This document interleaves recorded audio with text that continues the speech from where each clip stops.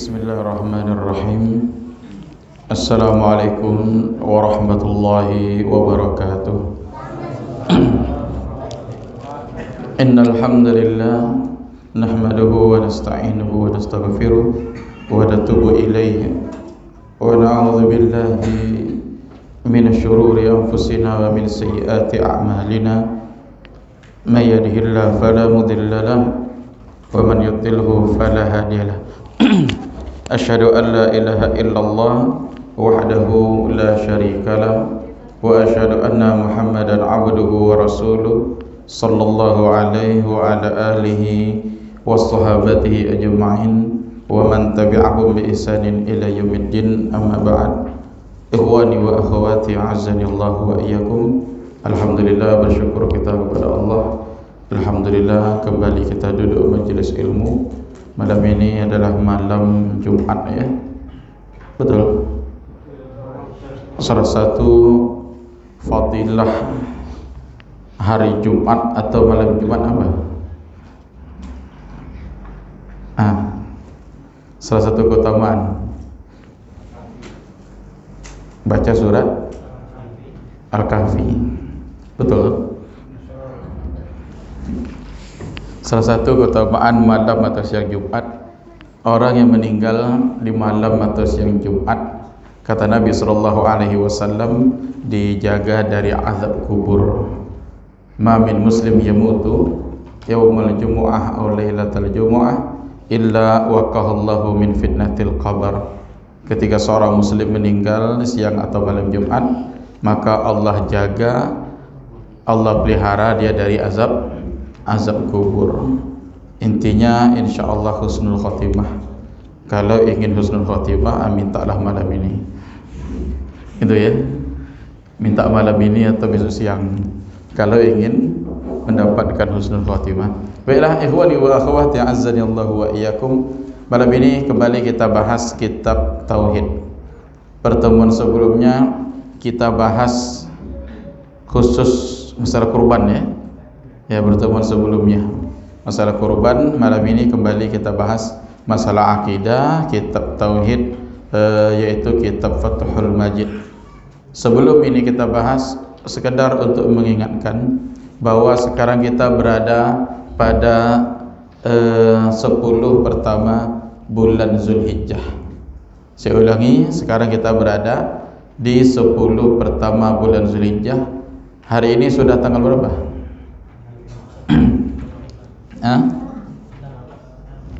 5, 6. Tadi 5, ya, malam ini sudah 6. Ya, malam ini sudah masuk 6 Zulhijjah 1442 Hijriah. Berarti berapa hari lagi kita hari raya? Tanggal berapa? Pastinya 10 Zulhijjah lah. Kalau tahun ini tanggal 20 Juli, ya. 20 Juli atau 10 Zulhijjah kita sudah berhari raya insyaallah. Kemudian tanggal 9-nya sekedar untuk mengingatkan, insyaallah berpuasa dikenal dengan puasa Arafah. Berarti hari apa tuh? Hari Senin, ya. Untuk diingatkan lagi, hari Senin puasa insyaallah di Masjid Mutmainnah kita buat buka bersama. Puasa masing-masing di rumah, sahur masing-masing, insyaallah berbukanya bersama di sini, ya. Insyaallah disediakan nasi. Jadi bagi kawan-kawan, bagi yang ingin berdonasi atau ingin jadi donatur, silahkan nanti hubungi siapa? Ocu biasalah, Ocu Amanah Foto, ya, atau alias Ocu Tune, biar beliau berdahara untuk beli nasi insyaallah dan bukaan yang lainnya. Insyaallah hari Senin, ya. Kalau dibuat buka bersama seperti itu lebih semangat. Yang seharusnya mungkin malas untuk puasa, alhamdulillah lebih semangat puasa. Jadi seakan-akan kembali ke bulan Ramadan gitu, ya. Buka bersama. Jadi untuk hari Senin. Nah, jadi silakan bersedekah, berinfak karena masih 1 sampai 10 Zulhijjah. Ada hadis Nabi SAW mengatakan, "Ma min ayyamin al-amalus salih fihinna habbu ilallah min hadhil ayyam al-ashar." Tidak ada di antara hari-hari yang mana amalan saleh lebih dicintai oleh Allah Subhanahu wa taala daripada hari yang 10 ini, kata Nabi. Artinya apa? Bahwa amalan saleh, semua bentuk amalan saleh, pahalanya lebih besar dan sangat dicintai oleh Allah Subhanahu wa taala pada tanggal 1 sampai 10. Bukan 9 ya, sampai 10. Sampai sahabat bertanya, "Ya Rasulullah, walal jihad fi sabilillah?" Wahai Rasulullah, apakah besarnya pahala tadi? Apakah besarnya pahala tadi bisa mengalahkan pahala jihad di jalan Allah? Kata Nabi, ya. Illa rajulun kharaja bi nafsihi wa malihi falam yarji' min dzalika bi syai'. Kecuali orang yang berjihad tadi, dia kharaja bi nafsihi wa malihi, keluar dengan diri dan hartanya, lalu tidak kembali. Maknanya apa? Semua amalan kita lakukan di bulan ini 1 sampai 10 Zulhijjah, pahalanya besar, sangat Allah cintai. Termasuk duduk di majelis ilmu, termasuk duduk majelis ilmu, sedekahnya, solatnya, baca Qur'annya, zikirnya, istighfar, semuanya. Jadi secara umum semua amalan dilakukan di bulan ini, pahalanya Allah cintai, pahalanya bisa mengalahkan pahala jihad di jalan Allah. Kecuali kata Nabi, orang yang berjihad tadi, dia keluar untuk berjihad, berperang, lalu syahid, tidak kembali lagi. Kalau syahid, maka lebih besar pahala orang syahid. Tapi kalau dia tidak syahid, maka amalan selain jihad lebih besar. Ini yang menunjukkan keutamaan bulan Zulhijjah 1 sampai 10. Sampai ulama pun berbeda pendapat mana yang utama, 1 sampai 10 Zulhijjah atau 10 terakhir Ramadan. Sampai segitunya ulama berbeda pendapat. Mana yang utama?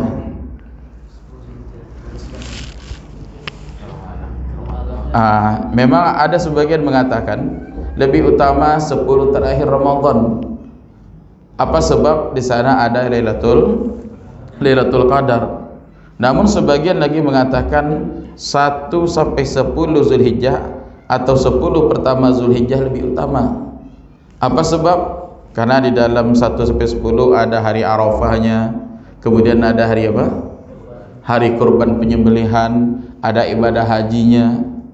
Sehingga ada lagi pendapat ketiga yang mengkompromikan antara dua pendapat. Bagaimana pendapat ketiga? Kalau siang lebih utama 1 sampai 10 Zulhijjah. Kalau siang. Kalau malam lebih utama mana? 10 terakhir Ramadan.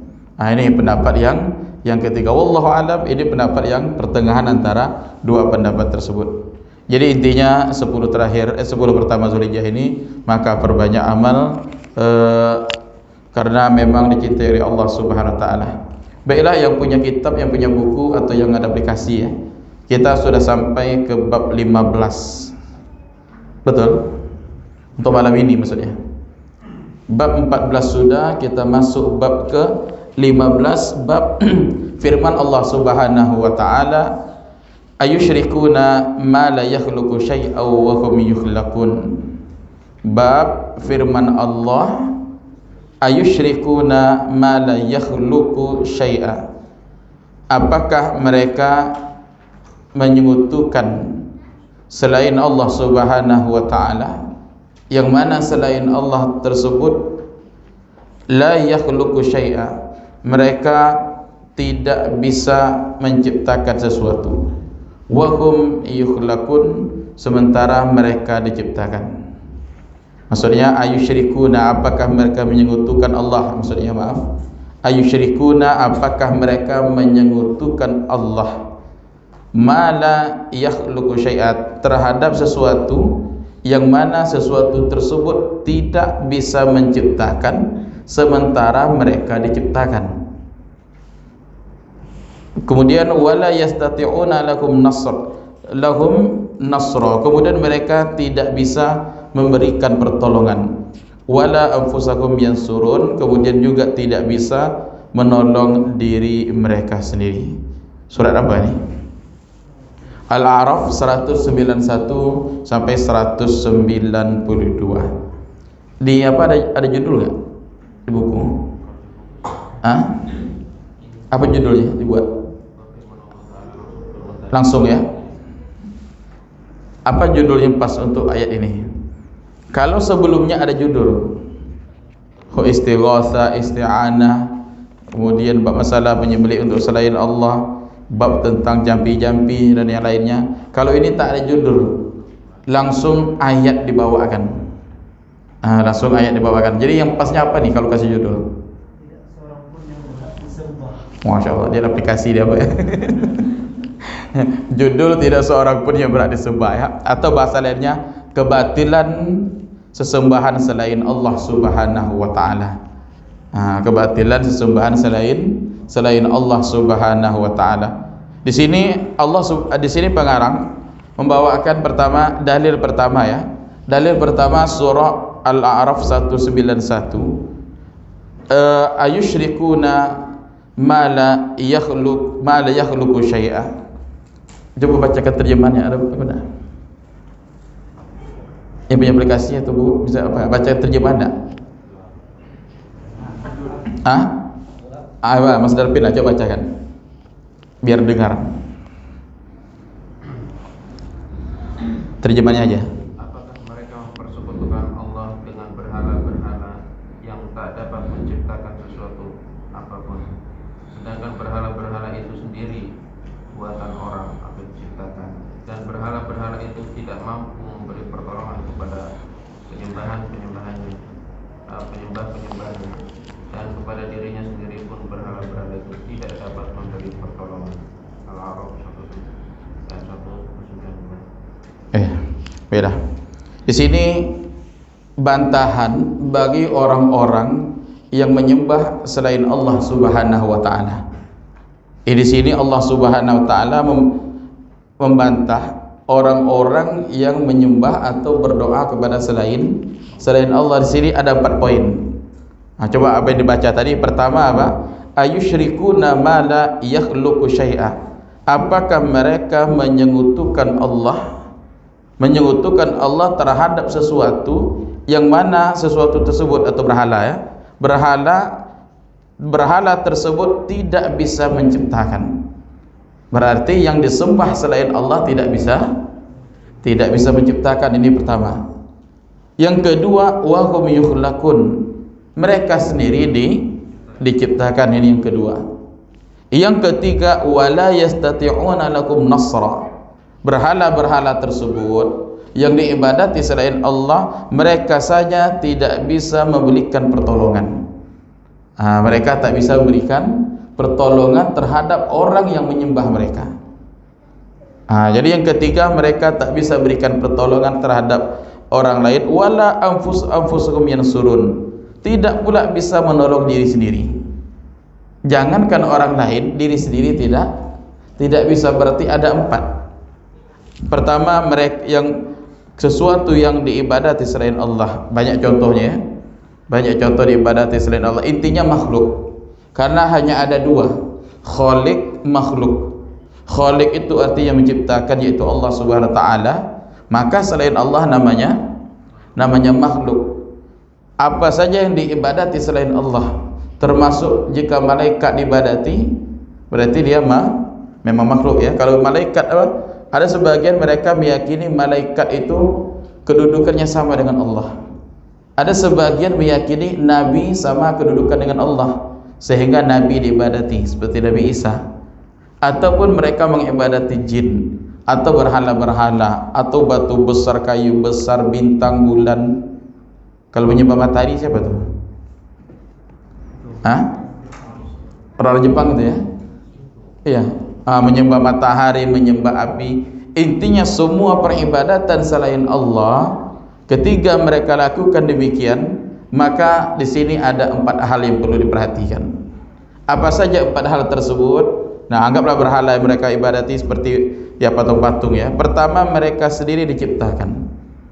Mereka sendiri diciptakan. Yang kedua, mereka tidak bisa menciptakan. tidak bisa menciptakan dan mereka sendiri diciptakan. Dengan catatan menciptakannya bukan membuat. Kalau membuat semuanya bisa buat. Kalau menciptakan itu dari tak ada menjadi ada, itu menciptakan. Kalau hanya membuat bisa, buat mobil, buat apa lagi? Buat pesawat, buat rumah, buat masjid, buat HP, buat masjid dari apa? Banyaknya bahan, boleh batu batanya, semennya, pasirnya dan yang lain. Memang bahannya ada, kemudian dibuat jadi masjid, jadi rumah. Termasuk pesawat, mobil juga. Yang sudah ada dirakit jadi mobil, bukan menciptakan. Kalau menciptakan itu dari tidak ada menjadi ada. Jangankan menciptakan yang besar, yang kecil aja tak bisa. Apa contohnya? Nyamuk aja tak bisa diciptakan ya. Nyamuk, apa lagi? Lalat dan yang lainnya. Nah, jadi intinya mereka yang diibadati tadi, mereka yang dianggap bisa memberikan manfaat mudarat, maka pertama mereka saja tidak bisa menciptakan dan mereka diciptakan. Yang kedua, mereka adalah la yastati'una lakum nasra, mereka tak bisa memberikan pertolongan terhadap orang lain dan juga tak bisa memberikan pertolongan terhadap diri sendiri. Beberapa tempat masjid yang dianggap ini masjid wali.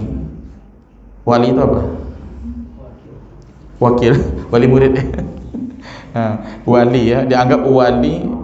Kadang-kadang sebagian meyakini ini kalau ini kuburan wali, sehingga kuburan tersebut didatangi, diminta supaya begini begitu, supaya doa dikabulkan. Jadi kuburan-kuburan dianggap kuburan orang saleh wali, mereka minta di sana, bertawassul dengan kuburan, kemudian minta kepada orang yang dalam kubur. Nah, yang dalam kubur saja mereka tak bisa menolong diri sendiri, apalagi orang lain. Sangat disayangkan masih ada sebagian yang melakukan demikian. Dan sebagian tidak meyakini itu merupakan kesyirikan. Kembali kita pada kajian awal kita jelaskan, inti daripada kesyirikan apa? Memalingkan ibadah kepada selain Allah. Sarful ibadah li ghairillah, dia palingkan ibadah kepada selain Allah atau menjadikan tandingan bagi Allah. Itu inti daripada kesyirikan. Dan hari ini orang-orang paham kesyirikan itu hanya sekedar menyembah berhala.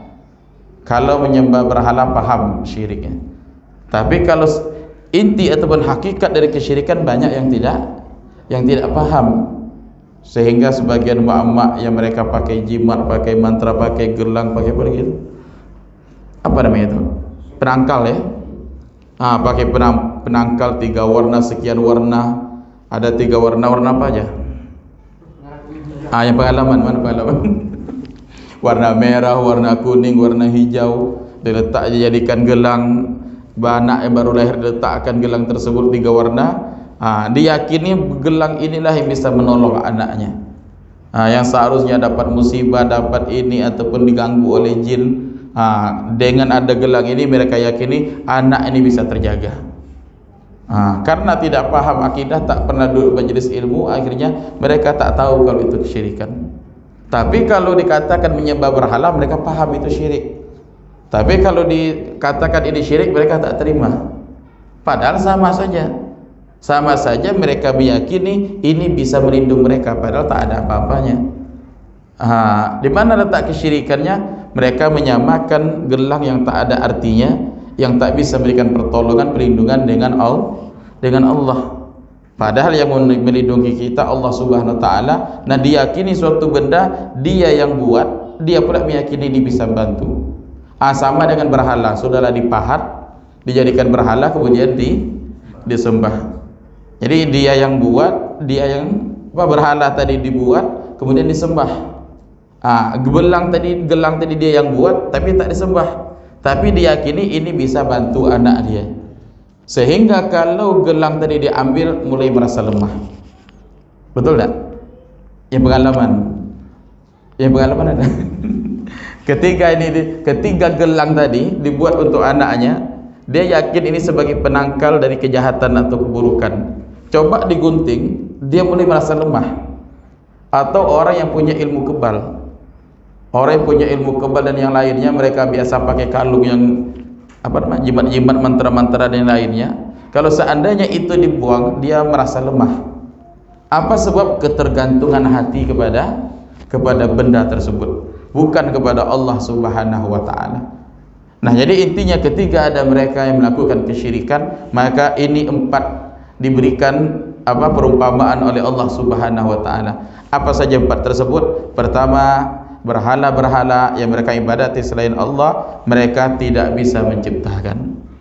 Tidak bisa menciptakan, bahkan mereka diciptakan, mereka tidak bisa menolong orang lain, bahkan terhadap diri sendiri tidak bisa mereka tolong. Nah, ini ayat pertama ya. Kemudian ayat yang kedua. Di sini ayat kedua dibawakan oleh pengarang, ada pembaca nak? Mas dari pindah kita cepat. Artinya jelas. Iya, artinya.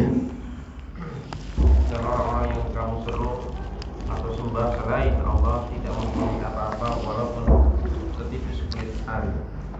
Jika kamu menyeru mereka, mereka tiada mendengar seruanmu, dan kalau mereka mendengar, mereka tidak dapat memperkenankan permintaanmu.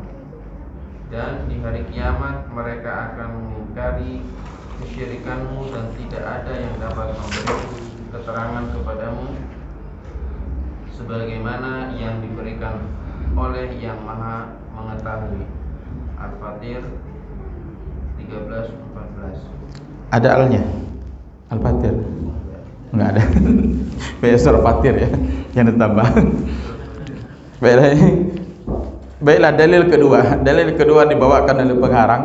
Ini surah Fatir ayat 13 sampai 14. Ini maknanya lebih kurang sama dengan ayat sebelumnya.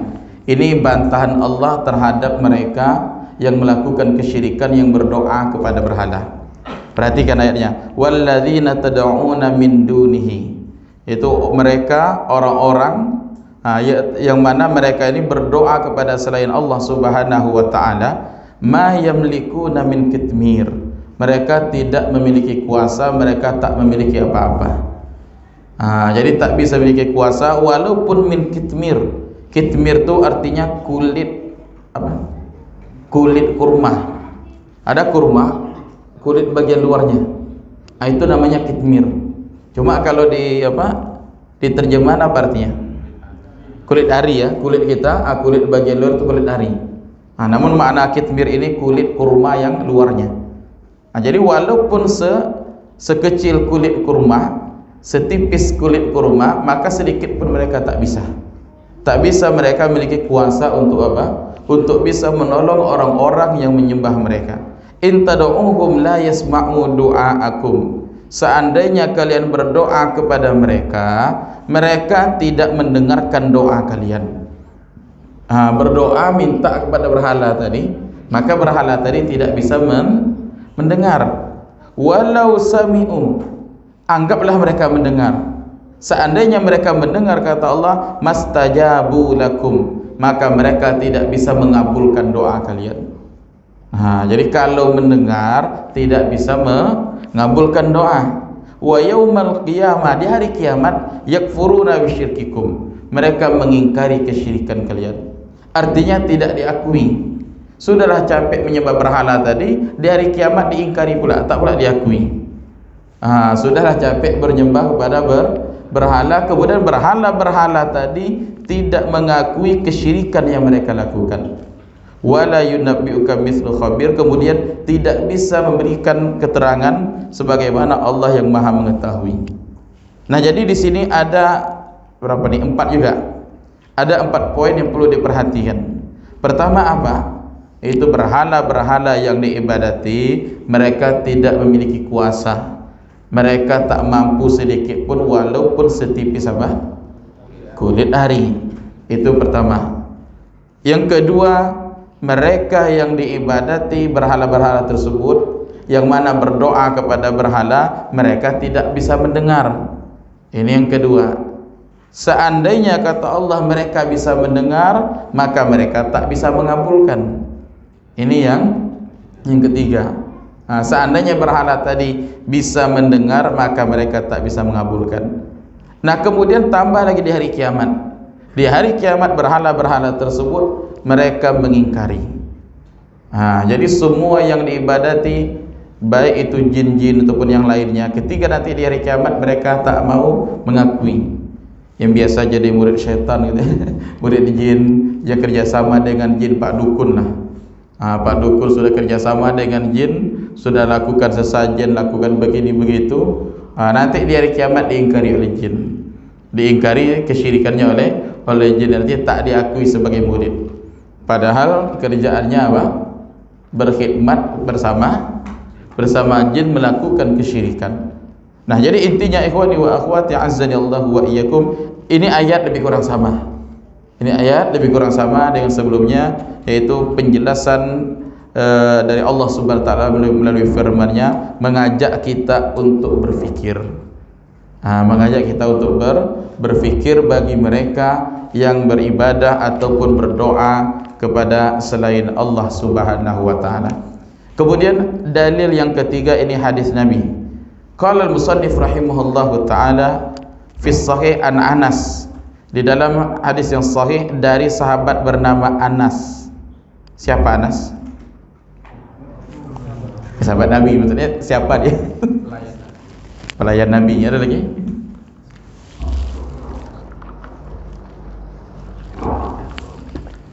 Dari Anas.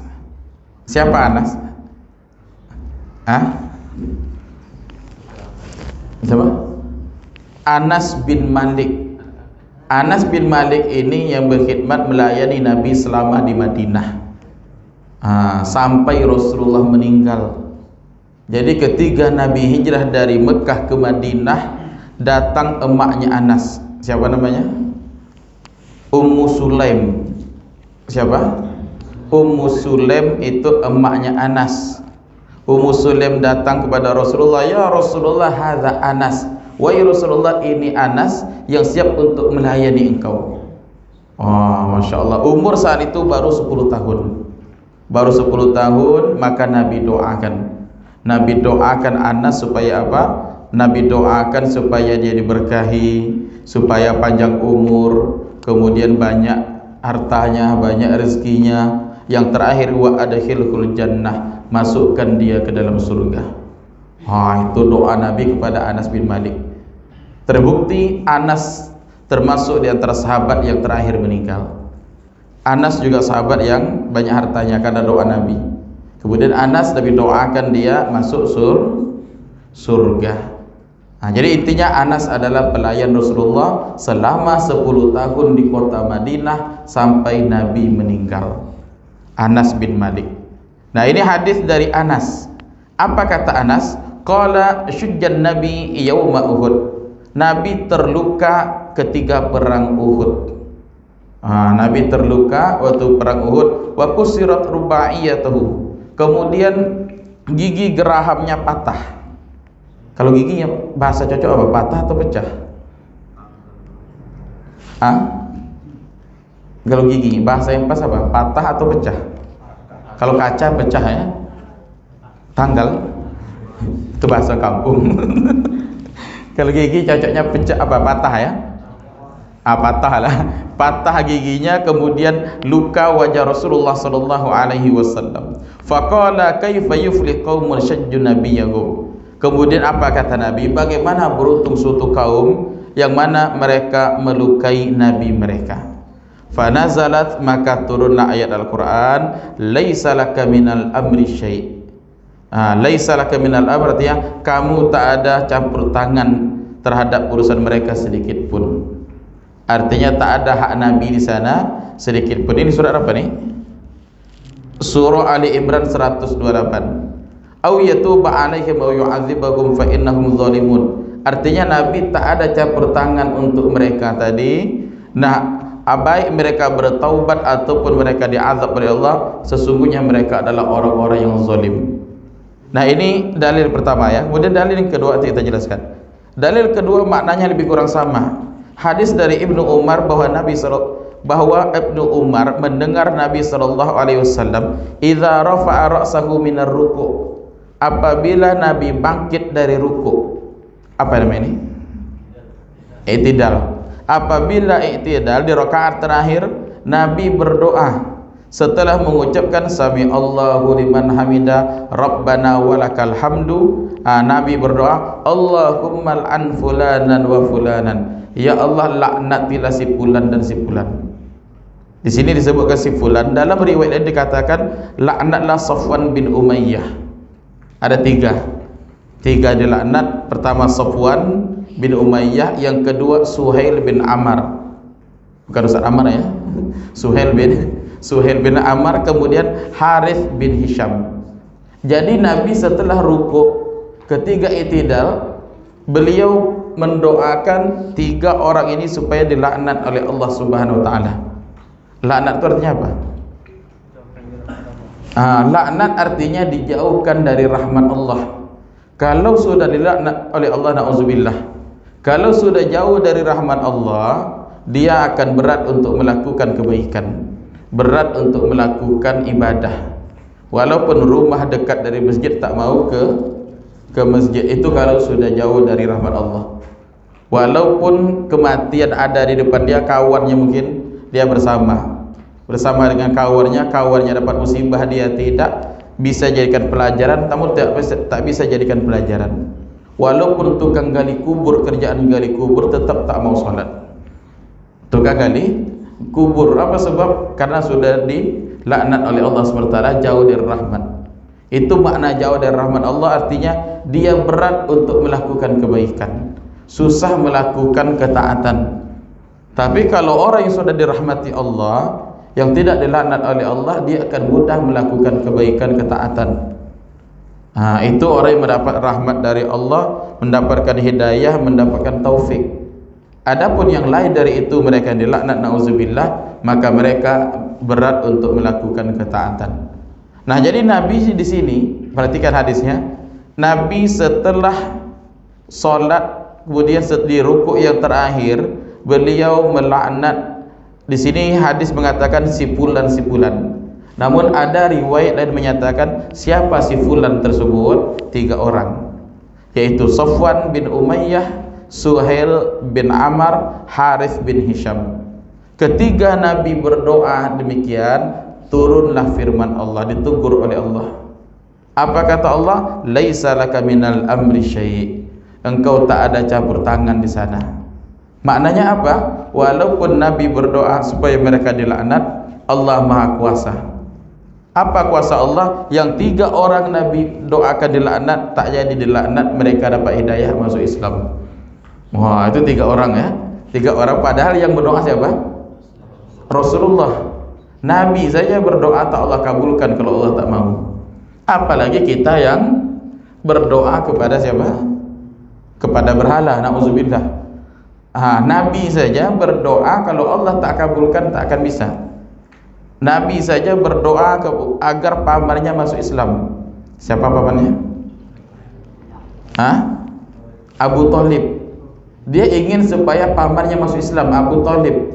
Sejak kecil Nabi dipelihara sampai besar, dia berdoa supaya pamannya masuk Islam. Pamannya yang bantu Nabi berdakwah, sehingga kalau ada yang ganggu Nabi, yang pasang badan Abu Thalib. Nah, ingin Abu Thalib masuk Islam tapi tak bisa. Apa sebab? Karena ini hak Allah Subhanahu wa taala. Jadi ketika Nabi berusaha untuk melaknat, ingin melaknat ataupun ingin mendapatkan hidayah kepada seorang, maka Nabi tak ada kuasa di sana. Yang punya kuasa adalah Allah Subhanahu wa taala. May yahdihillahu fala mudilla lahu wa man yudlil fala hadiyalah. Siapa yang Allah berikan hidayah, tak ada yang bisa menyesatkan. Sebaliknya, siapa yang Allah sesatkan, tak ada yang bisa berikan hidayah. Jadi intinya kenapa hadis ini dibawakan? Kenapa hadis kisah ini dibawakan? Jadi Nabi saja tak bisa, tak punya kuasa. Itu Nabi hidup lagi. Apalagi berhala-berhala atau orang sudah meninggal, yang mana minta kepada mayit yang dalam kubur. Nabi saja tak bisa, apalagi selain Nabi sallallahu alaihi wasallam. Jadi intinya ikhwani wa akhwati azza Allah wa yakum, di sini ada 2 kisah ya. 2 kisah, kemudian turun firman Allah Subhanahu wa taala, turun ayat. Pertama, ini kisah ketiga perang Uhud. Kapan perang Uhud? Perang Uhud itu tahun ketiga. Pertama perang Badar. Perang Badar itu di tahun kedua. Artinya memasuki tahun kedua di kota Madinah, bulan Ramadan terjadi perang Badar. Perang Badar ini perang tak sengaja kalau bahasa kitanya. Yang mana tujuan Nabi ingin menghalangi kafilah orang-orang kafir datang. Nah ternyata salah paham, terjadilah peperangan. Di mana terjadinya dekat sumur, namanya sumur Badar. Itu perang pertama. Perang kedua, ini perang Uhud. Perang Uhud ini terjadi pada tahun ketiga. Apa sebab terjadi peperangan? Balas dendam kafir Quraisy ketika kalah perang Badar. Tahun kedua kalah, tahun depannya datang mereka ke kota Madinah. Di mana terjadi perangnya? Dekat Bukit Uhud. Itu yang umroh haji paham insyaallah. Jadi yang umroh yang haji kita bawa ke sana. Bawa ke sana, ini Bukit Uhudnya. Ini Bukit Uhudnya, ini lokasi perangnya, ini kafir Quraisy datang di sini, pasukan pemanah. Pasukan pemanah sekian orang memanah orang kafir Quraisy. Kemudian di awal peperangan menang, ternyata pasukan pemanah tadi turun. Karena kalau kita kisahkan kisah perang Badar ini termasuk perang yang Masya Allah. Karena ada 50 orang pasukan pemanah, kata Nabi, tak boleh turun menang maupun kalah. Pasukan pemanah. Jadi ketiga pasukan pemanah berada di atas, di awal peperangan kaum muslimin menang. Dianggap oleh pasukan pemanah 50 orang ini peperangan sudah selesai. Nabi tak boleh katakan, tak boleh tidak boleh turun menang atau kalah. Mereka kira sudah selesai. Akhirnya 50 orang turun ke bawah. Turun ke bawah nampak oleh Khalid bin Walid. Khalid bin Walid saat itu masih kafir, belum masuk Islam. Itu pula hidayah lagi ya. Khalid bin Walid bersama orang kafir Quraisy lainnya naik ke atas bukit, maka kaum muslimin pun dihujani dengan panah. Di sanalah Rasulullah dikabarkan meninggal. Datang isu supaya melemahkan kaum muslimin. Nabi sampai luka pipinya luka, kemudian giginya juga patah. Jadi di sana Rasulullah SAW perhatikan, syujjan Nabi yauma Uhud. Nabi terluka kepalanya di hari Uhud atau saat perang Uhud. Ini bagian pelipis, ada sebagian riwayat mengatakan di bagian pelipis, kemudian gigi Nabi juga patah. Kemudian ketiga dalam keadaan demikian, apa kata Nabi? Kaifa yuflih qaumun syajju nabiyahum. Bagaimana suatu kaum beruntung ketika mereka melukai nabi mereka. Kemudian turunlah firman Allah, ini dari surah Ali Imran 128, bahwa Nabi tak ada campur tangan dalam hal ini. Artinya masalah hidayah itu hak Allah Subhanahu wa taala. Baik Allah azab atau tidak, walaupun mereka zalim, maka Allah Maha Kuasa untuk berikan mereka hidayah. Jadi di saat perang Uhud Nabi mengatakan demikian, ketika di saat lain juga Nabi mengatakan demikian. Jadi intinya Nabi SAW ketika melaknat mereka ditegur oleh Allah Subhanahu wa taala. Ditegur oleh Allah ketika Nabi SAW melaknat siapa? Di sini ada 3 orang, Safwan, Suhail dan Harith bin Hisham. Kemudian dari kisah perang Uhud tadi, di sana juga dapat kita ambil kesimpulannya, Nabi saja masih terluka. Itu diantara istinbat hukumnya. Nabi saja masih terluka, gigi patah. Kalau seandainya hari ini ada orang yang kebal, berarti dia lebih hebat dari Nabi. Kalau seandainya hari ini ada orang yang kebal, berarti dia lebih hebat dari Nabi. Berarti sudah di luar wajar. Berarti ada apa di balik itu?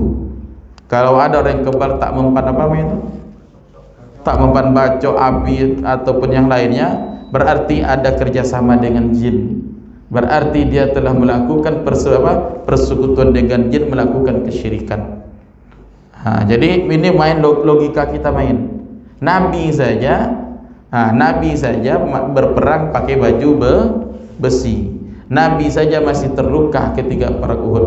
Kenapa ada umatnya yang lebih hebat dari Nabi? Berarti telah bekerja sama dengan jin, melakukan kesyirikan sehingga dia kebal ataupun yang lainnya. Jelas ya?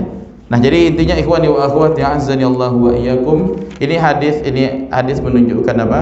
Menunjukkan bahwa masalah hidayah, masalah segala sesuatu di tangan Allah Subhanahu wa taala, tidak ada campur tangan Nabi sallallahu alaihi wasallam. Nabi hanya berusaha untuk memberikan hidayah, berdoa, adapun hasil tetap Allah yang menentukan. Gimana, tambah lagi? Terakhir ya. Jadi kita tak jelaskan detail lagi karena waktu. Ini terakhir, dalil terakhir yaitu dari Abu Hurairah qala. Abu Hurairah tak perlu jelaskan lagi deh ya. Siapa nama lengkap Abu Hurairah?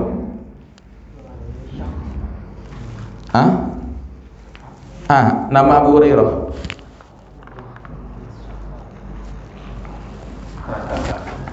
Abu Hurairah nama aslinya Abdurrahman.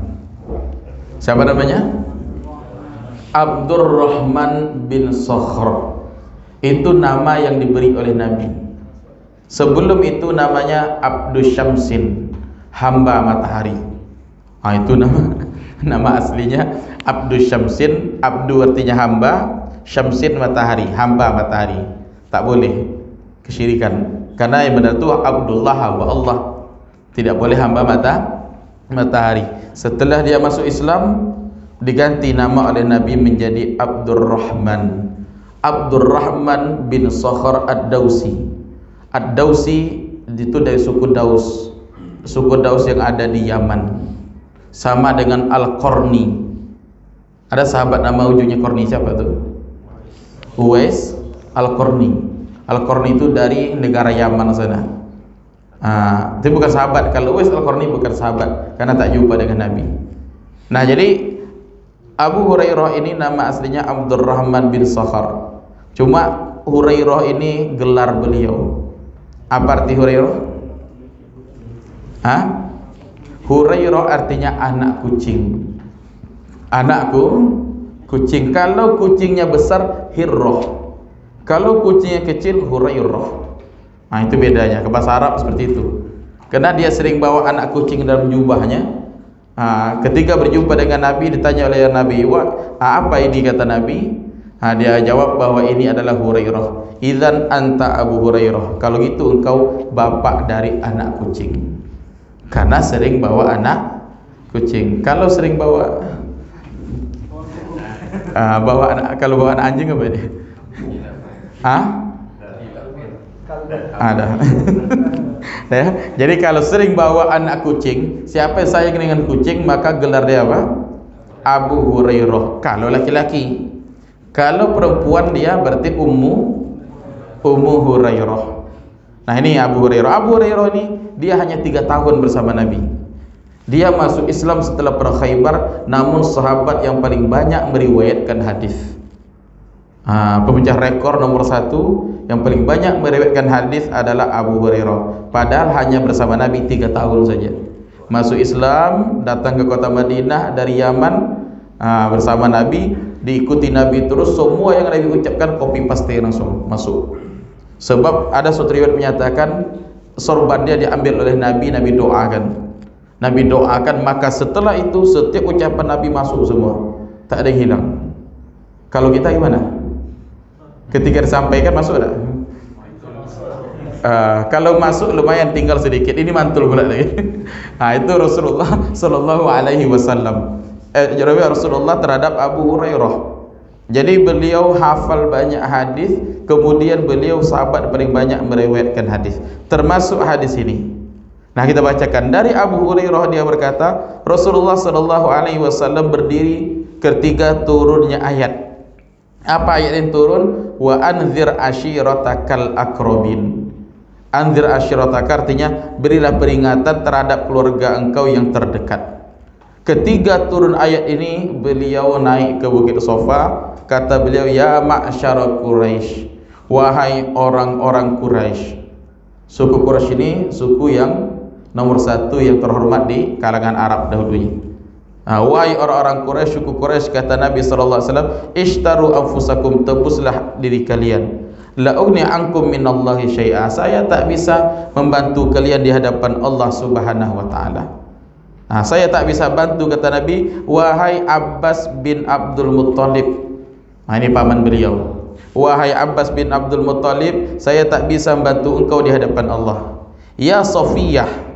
Sofiyah siapa? Sofiyah itu paman Nabi. Sofiyah binti Abdul Muttalib. Berarti paman apa?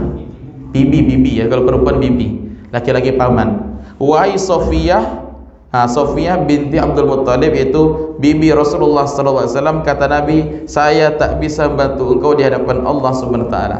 Ya Fatimah, wahai Fatimah binti Rasulullah, salini min mali ma syi'ti. Mintalah harta kepada saya, terserah engkau. Artinya mintalah harta, terserah minta mau berapa. La ugni anki min Allah syai'a, akan tetapi nanti di hadapan Allah saya tak bisa bantu, kata Nabi. Artinya apa? Di sini semua ahlul bait, keluarga Nabi. Keluarga Nabi SAW memiliki keutamaan. Memiliki keutamaan kalau mereka beriman. Mereka beriman lalu beramal soleh. Tapi seandainya mereka tidak beriman, ataupun mereka beriman tapi imannya lemah, amal soleh sedikit, maka yang lebih bertakwa adalah selain apa? Selain ahlul bait. Sebab yang paling mulia, kata Allah siapa? Inna akramakum indallahi atqakum. Yang paling mulia adalah orang yang paling bertakwa. Walaupun kita tidak termasuk ahlul bait, walaupun kita tidak termasuk keluarga Nabi, tapi kalau kita lebih bertakwa maka kita lebih apa? Lebih mulia dari mereka. Memang hukum asalnya keluarga Nabi itu mulia kalau mereka beriman. Kalau mereka beriman. Tapi ada juga yang tidak beriman. Seperti siapa tadi? Abu Thalib. Jadi kalau mereka beriman kemudian mereka beramal soleh, nah kemudian nanti di hari kiamat Nabi tak bisa bantu. Termasuk Abu Thalib, Nabi tak bisa bantu. Tapi tak bisa, yang Abu Thalib sudah dikatakan masuk neraka, dipindahkan ke surga, tak bisa. Termasuk juga anak beliau Fatimah. Fatimah kalau dia melakukan kejahatan, melakukan kesyirikan, tetap berdosa. Maka di hari kiamat Nabi tak bisa bantu. Jadi ya kita katakan di sini menunjukkan apa? Menunjukkan bahwa Nabi saja tak bisa bantu, apalagi selain Nabi sallallahu alaihi wasallam. Apalagi berhala-berhala yang memang tak ada apa-apanya, memang mereka makhluk yang tidak bisa membantu kita sedikit pun. Ikhwani wa akhwati azanillahu wa iyyakum. Sudah jam 9 pas, kita cukupkan sampai sini. Mudah-mudahan bermanfaat. Sisa waktu kita gunakan untuk tanya jawab ya. Kalau ada pertanyaan kita persilahkan, baik yang berhubungan dengan yang kita bahas ataupun pertanyaan-pertanyaan lain.